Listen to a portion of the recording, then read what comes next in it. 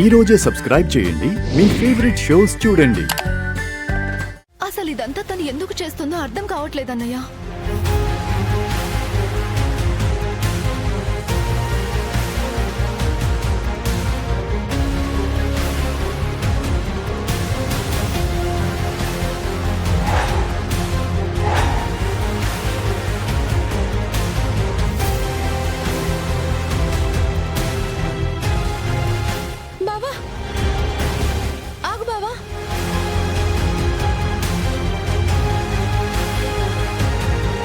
కారణం ఏదైనా అయ్యుండొచ్చమ్మా, కానీ నా చెల్లి కంటతడి పెట్టేదాకా వచ్చిందంటే తను ఎంత పెద్ద ఆఫీసర్ అయినా సరే ఆ పైడి తల్లమ్మకి బలి ఇవ్వాల్సిందే.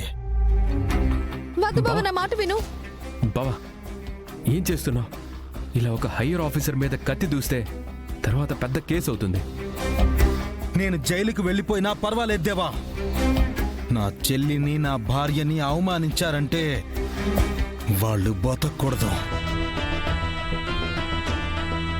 బావా, అది కాదన్నయ్య, ఇలాంటి విషయాల్లో ఆవేశపడకూడదు. ఆచితూచి అడుగు వేయాలి.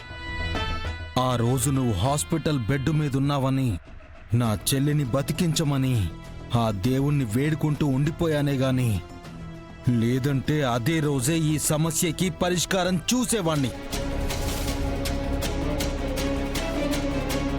ఇప్పుడు కూడా ఏం చేయాలో ఆలోచిద్దామన్నయ్య. అలా ఆలోచిస్తూ కూర్చుంటే తను ఆగట్లేదమ్మా. ఏదో ఒక విధంగా ఇబ్బంది పెట్టాలనే చూస్తోంది. కాకి చొక్కాని గౌరవించే మనమే ఇలా వాళ్ళ మీద ఆవేశపడితే ఎలా అన్నయ్య? ప్లీజ్ బావా, ఒక్క నిమిషం ఓపిక పట్టు.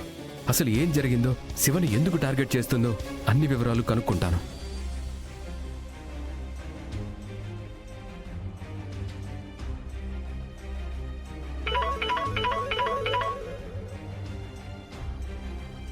హలో, అన్నట్టు నమస్తే సార్. ఎక్కడున్నావు? స్టేషన్లోనే ఉన్నాను సార్. పక్కన ఎవరైనా ఉన్నారా? ఎవరు లేరు సార్, నేనే పక్కొచ్చి మాట్లాడుతున్నాను. అసలు ఏం జరుగుతుందా అక్కడ? ఏసీపీ నా చెల్లెల్ని ఎందుకు టార్గెట్ చేస్తుంది? ఏంటి గొడవ? గొడవేంటో తెలియదు కానీ దేవత లాంటి శివపార్వతి మేడంని చిత్రహింసలు పెడుతున్నారు సార్. అసలు శివపార్వతి మేడం గురించి ఆవిడకేం తెలుసు సార్? తను ఆఫీస్కి వచ్చాక క్రైమ్ రేట్ తగ్గిందని చెప్పినా, అసలు చుట్టుపక్కల జనాలు కూడా సిన్సియర్ ఆఫీసర్ అని చెప్పినా కూడా అవేమీ లెక్క చేయకుండా గోల్డ్ స్మగ్లింగ్ చేస్తుందని, ఖచ్చితంగా శిక్షించాలని ఒకటే పట్టుపట్టుకుని కూర్చుంది సార్. ఇదంతా ఎందుకు చేస్తుందో నీకేమైనా ఐడియా ఉందా? ఎందుకు చేస్తుందో అర్థం కావట్లేదు సార్. వచ్చిన రోజు మాత్రం శివపార్వతి మేడం గారి ఫోటో చూపించి తను ఎక్కడుంటుందని అడిగింది. ఈ స్టేషన్లో ఎస్ఐ అన్న విషయం ఆవిడకి అప్పుడే తెలిసింది సార్. సరే, నేను తర్వాత చేస్తాను. అలాగే సార్.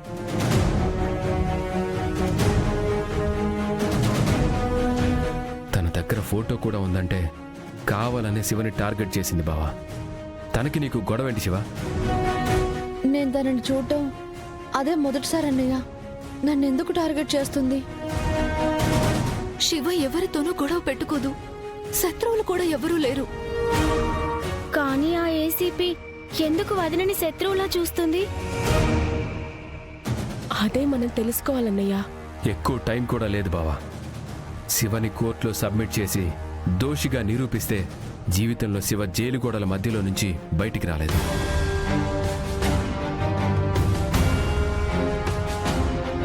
అసలు చట్టాన్ని ధర్మాన్ని కాపాడాలని ఒక సిన్సియర్ ఆఫీసర్ అయ్యాను.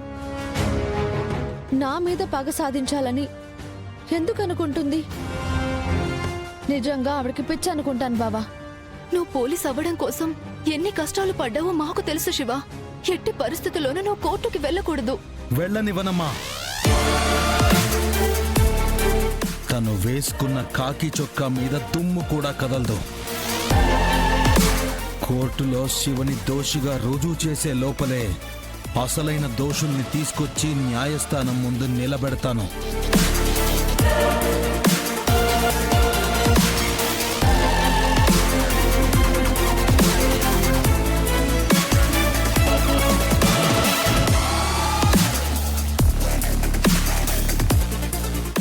అన్నయ్య చెప్పాడంటే నీ సమస్య తొలగిపోయినట్టే వదినా.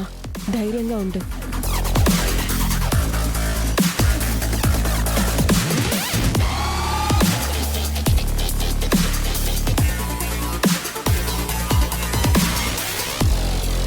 నమస్కారం సర్పంచ్ గారు.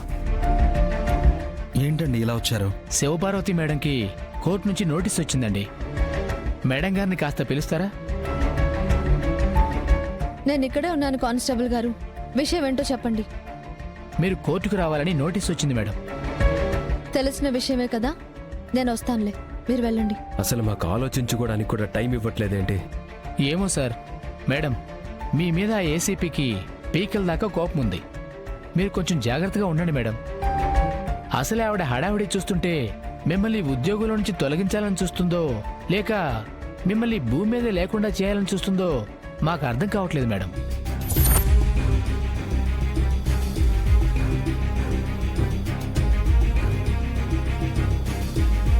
నువ్వు అనవసరంగా కంగారు పడుతున్నావు. ఆవిడ నన్నెందుకు చంపాలి అని అనుకుంటుంది? మీ మంచితనంతో మీకింకా అర్థం కావడం లేదేమో మేడం. స్టేషన్లోకి అడుగు పెట్టగానే మీరు ఎక్కడున్నారు, ఏం చేస్తున్నారు, ఏదో ఒక రకంగా లాకప్లో వేయాలని చూస్తుంది. మేము రెస్పాండ్ కాకపోతే అగ్గిలో పడిన ఉప్పులా తటపటాయిస్తుంది మేడం. ఎందుకైనా మంచిది మీరు కొంచెం జాగ్రత్తగా ఉండండి మేడం. ఇదిగోండి, వస్తాను మేడం, వస్తాను సార్.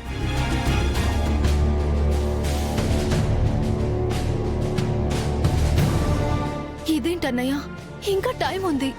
శివనిరికించిన దోషులెవరో తెలుసుకోవాలి అనుకున్నాం. అంతలోనే కోర్టు నోటీస్ కూడా వచ్చేసింది. నిజంగా ఆ ఏసీపీ అనుకున్నంత పని చేస్తుందేమో అన్నయ్య.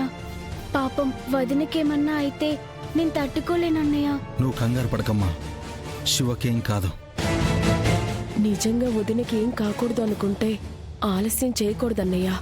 అసలైన దోషులు ఎవరో ఎక్కడున్నారో వెంటనే వెతికి పట్టుకోవాలి.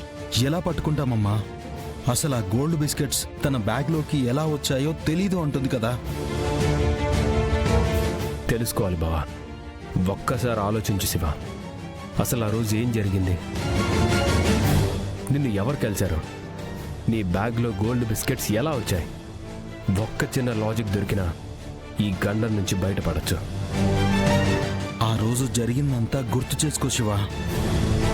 ఇక్కడి నుంచి బయలుదేరేటప్పుడు నిన్ను దిగబెట్టడానికి నేను వస్తానని చెప్పాను కదా.